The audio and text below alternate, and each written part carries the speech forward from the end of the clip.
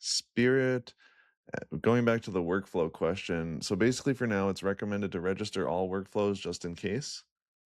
I don't know. I'll let Mattia answer that.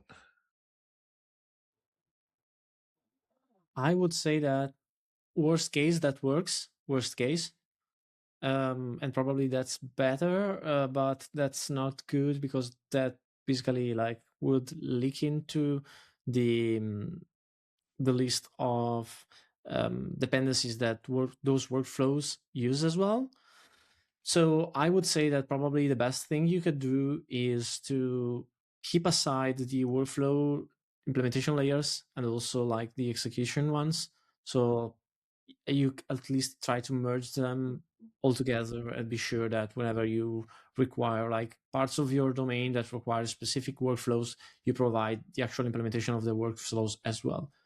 Or again, if you want to, you can wrap the test workflow.execute method to create your own that taints the requirements channel with the required workflow that needs to be implemented as well.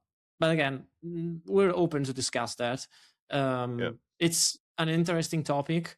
It has, I would say, a lot of like different areas and way could be handled because again not all of the workflow engines behave the same, and again the purpose of the effect workflows is to try to define a shared common denominator or style interface that you could potentially like bake behind the scene with different implementations of workflows. um, Again, you can implement third-party providers behind the scene just satisfying the workflow engine service. But again, I would say that if you maybe open an issue describing more specifically what's it's basically like what you would look for, what have you tried, and why doesn't it work, we could like open a more detailed discussion with team that has more insight about the choices behind that. I do think it's worth discussing again the lack of registration of the workflow type and the requirements.